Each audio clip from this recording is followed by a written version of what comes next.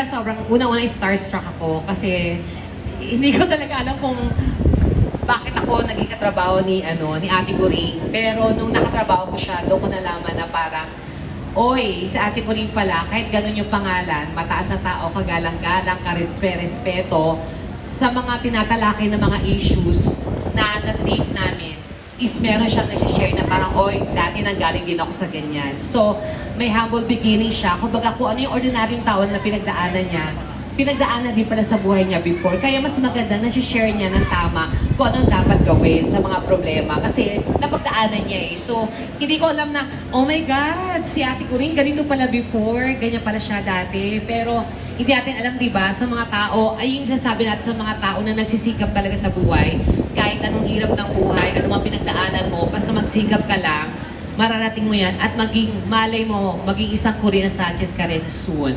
Diba? So, ganun siya. Sobrang humble, mabait, at saka, pag tinignan mo siya stricto eh, pero pag sa trabaho, sobrang professional, masarap kasama, marami kang matututunan sa kanya. Salamat, Ate Coring. Pinagsama nila tayo kasi magkamukha daw tayo. Para tayong magkapatid. Yun na nga ako. Oo. Hindi mo na sinama yung minsan nagmamaktol. Okay.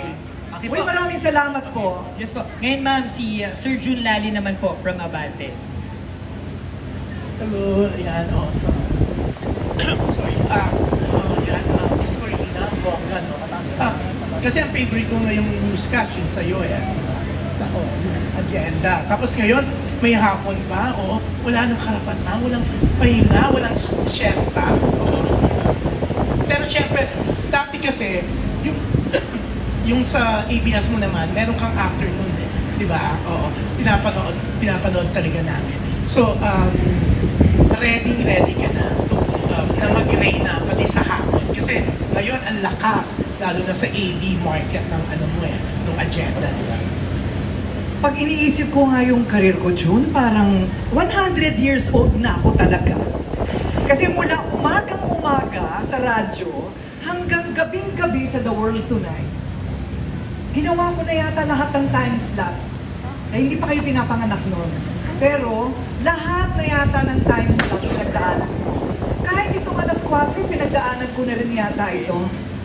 Ang unang-una kong ginawa na parang ganito is, if you remember Dr. Love, yung Kayo ang Humatol.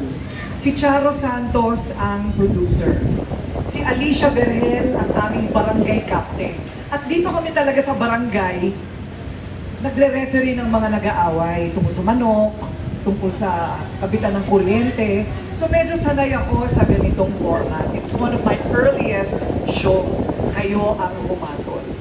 So ngayon, siesta, nakakasingit naman. Maglalagay na rin ako ng folding bed sa makeup room. Ako, kasama naman kayo ng masahista dyan. Pero sabi ko sa sarili ko, sabi ng asawa ko sa akin, why do you work so hard? Bakit kailangan mo pang gawin ang lahat ng yan? Sabi ko, well, they like me. So, kailangan siguro pagbigyan ko na rin dahil hanggang kaya kong gawin at na-challenge akong gawin, pagsisikapan ko talagang pagtsagaan at gagawin ko. I'm very healthy. I take care of myself very well. I make sure I have 8 to 10 hours of sleep a day. Really? Tuloy-tuloy. Nagagawa niyo? Nagagawa ko yun. Pagka napagising ako na medyo maaga-aga dahil yung mga anak ko ang kukulit, matutulog ako ulit pag kulang ako sa 8 to 10 hours. I think sleep is so important for your mental health. And ipag-jogging mo na ako mula dito hanggang Alabang. Wag lang yun sa isip, yung marami kang iniisip. At yun ako ang dami kong iniisip. So, yung pagpapahinga ng ating isipan, napaka-importante. So, I don't know about Reyna. Nakakatakot ang sinasabing Reyna, no? Sabihin na lang natin ako ang alipin. Alipin ng industriya. Kasi mula umaga hanggang gabi, ay nariyan pa rin ako, and that is a very big blessing. It's an honor, it's a blessing, nandito pa rin tayo, at nakakatulong pa rin tayo sa tao. Kala ko pa naman, sabi mo kasi 8 to 10 hours of sleep, tama, no? Kala ko pa naman may bala ka pang magkaroon ng daily morning show. Eh kasi sa weekend, bongga rin, di ba? Dalawang weekend show mo, no? Tama? Oo. Anim ang programa ko. Ang bongga. By January, magiging 6. Ikaw pa ang producer. Wala kang masabi, no? Hindi ko kayo nagtutulak ng kariton. Ilan Parang yung produce mo, Corina? I produce 4 of the 6. Yun ang mahirap. Pagka ikaw na yung humaharap, ikaw pa yung nagpo-produce. Tapos yung mga tanong sa'yo, 6 na set ng tao yan. Na tinatanong sa'yo, ano ang susunod na kakainin ng technical? Di ba? Sabi ko, talaga ba Lord? Hindi ba talagang kailangan kong gawin? So, kinakaya naman. Mabuti na lang magagaling ang aking mga kasama sa trabaho. Napaka-importante nun. Time management. At kung ako isang ordinaryong tao rin naman, Monday to Friday naman talaga ang trabaho, di ba? May bandy clock pa yan. 9 to 6. Eh, ganun din naman ako. Kaya lang, nasa mga programa ako lumalabas. Kaya naman sa kaya. Ito, yan, ibang klase. Pero ito dadagdag ko kay Dr. Camille. Siyempre, Dr. Camille, kanina binanggit mo nga, sa simula pa lang talaga, talaga nandito ka na, di ba? Ikaw, sa trio tagapayo, ikaw talaga yung hindi nawala eh. Oo. Doktora, siyempre nakita mo kung paano si Ami, paano si Jelly. Ngayon, si Corina, yan, naka-anin na episode sa kayo na pinili. Sorry, yung camera ko na Corina sa Eto na, ano ang kaibahan nilang tatlo? Ano si Ami, ano si Jelly, and ano ngayon si Corina sa face-to-face. So, ano yung kaibahan nila? One thing siguro, pagdating sa time, parehas sila ni Jelly sobrang on time. So yun So, yung late si Ami? may time kasi siguro nung time na yun, sorry ha, kasi it was a time na naglilinis siya eh. Kaya talagang medyo hirap kami noon. At saka at the same time, siguro kung napansin nyo, Novaliches kami. Ang hirap naman nung nasa Novaliches noon. Kaya lahat medyo may pagkakataon na na-relate. And then, when the show started, parang umabot kasi, siguro hindi ko yun ma-experience kahit kailan na umabot kami ng 3:30 in the morning. Yung sa first, talaga na face-to-face, umabot kami 3:30, 4:30. Kaya yun yung parang talagang hirap din kami ngarag pa at the same time. In terms of professionalism, siguro 6 episodes pa lang kami, pero makikita ko, napaka-professional ni ate ko rin eh, pagdating sa ganyan. And then, sa opinion, sabi ko nga kanina, nasanay ako na ang mga host nakadikit sa prompter. Parang, di ba, they keep their cues sa prompter.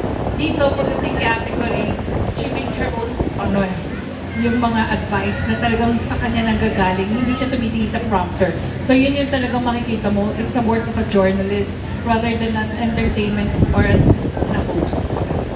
So, pwedeng sabihin mo, parang sinasabi mo, siya yung swak na swak talaga for face. Oo.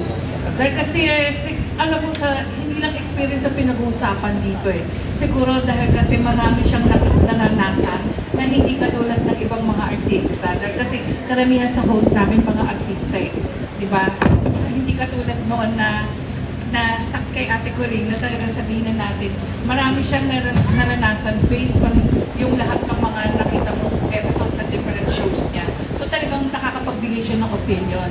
And one thing, akala niya yung sinabi nga kanina ni Janita na yung mga experience niya, hindi rin namin nakalain na pag pinag-usapan yung tungkol sa renta, nag-renta rin pala si Ate Corinne. Yung talagang mga ganong klaseng experiences, nakakagulat na malaman namin. Kasi all the time, ang nasa pananaw namin, may crowd yung alam namin na kaya niya kaya pero dito si DEF, kaya-kaya niya. Ang bongga na sinabi mo ha, Doktora Camille. Ako, baka mamaya ireklamo ka ni Ami, Jelly, ni Carla sa harapin ka dito sa face-to-face. We would like to acknowledge lang din po the presence of Attorney Lorna Capunan. Ayan, makasama po natin siya dito sa face-to-face harapan. Uy, thank you Thank you. po, Sir Joe. Congratulations. Okay, siguro po last question mula kay Jessica ng Inquirer po. Congratulations po, Miss Corina. my question po is, how did you mentally prepare for this po? Because may notion po kasi na sometimes kung ano yung nangyayari sa work, minsan po nadadala niyo sa bahay. So, may na-discover po ba kayo sa sarili niyo? And so far po, in those 6 episodes, may lesson po ba kayo natutunan sa mga naging guests po? Marami eh. Alam mo, ano kasi ako eh, if for anything else, I'm a lot of things. Good and bad. But if anything, I'm very empathic. No? Mabilis ako makarelate. Mabilis ako makarelate sa kausap ko, sa pinapakinggan kong mga tao. Kaya parang hindi ako makatiis na hindi ma-involve. You know? And to honestly, sincerely try to help. Yan ang DNA ko talaga. Yung makatulong. And I think that's very important if you come into a show like this. Kailangan authentic yung concern mo para maresolba mo yung sitwasyon. So that's something that I've always known about myself. And dito ko nakikita, and ito yung isa sa mga bagay na pinag-usapan na namin. Yung ending ko sa isang programa, sabi ko, ito ay salamin ng sobrang kahirapan ng tao. Sa sobrang kahirapan ng tao, ayan, magsasabunutan talaga sila live on air. Kasi yung emosyon nila very raw. So I said that this is the mirror of true poverty in this country. Yan ang nangyayari.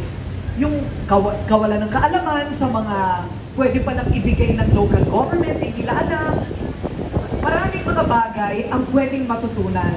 At I think this is a great vehicle para matuto ang mga tao how to resolve problems. Okay po, to be fair lang, let's ask the same question po kay Attorney Lorna Capunan po. Earlier po, natanong sila, how was it working with Ate Coring, Miss Corina Sanchez? Would you like to give some insight lang po, Attorney? It's very different working with a real journalist. As Dr. Camille said, iba yung working with artista, iba yung working with experience. And Miss Corina Sanchez has made a mark for herself, alone by herself, trying to solve people's problems. No? Dito sa face-to-face, kaming mga trio tagapagpayo, nagbibigay lang ng payo. But in the end, it is Ate Coring who listens to all the payo and relates it to the actual case studies, case situations. Tapos siya yung nag-gel. No? So, maganda ang format ng program because it's probably her experience as a journalist. She's able to come out with what is right, what is wrong, what is shallow, what is deep, yung totoong problema. No? And nagpapasalamat ako sa TV5, sa programa nating face-to-face because talagang ito yung, as a lawyer, I've been in practice of law for 46 years. Well, huwag na kayong mag-compute kung ilan taon na ako, but 46 years in practice. At talagang ini-encourage ng Supreme Court ang barangay settlement. In fact, hindi ka makakapal ng kaso sa court kung hindi mo na-exhaust ang barangay. And that is why face-to-face is a means of helping the justice system. Yung mga hindi naaabot ng court system, yung mga hindi nakaka-afford ng lawyers, or hindi nakaka-afford ng filing fees, yung mga problemang hindi nila masolve sa barangay level, ay masasolve talaga namin sa face-to-face because of the wealth of experience. Nandyan si Dr. Lau, giving spiritual and moral advice. Nandyan si Dr. Camille, who gives the psychological. No? And nandyan naman ako, I bring to the discussion my experience. But all of our separate experiences come together with Ate Coring. And of course, there's Donita, no? Donita is able to lighten kasi kung minsan kung minsan masyadong heavy, no? Makikita niyo meron kami mga episodes na talagang totoo ba? Totoo ba itong episode? Nangyayari ba to? So, we also welcome the comic relief that Donita brings to the set. So, yun lang po. Thank you so much, Attorney Lorna Kapunan. And yan, in just a few minutes, mapapanood na natin ang first episode ng Face to Face Harapan. At nandito tayo sa Barangay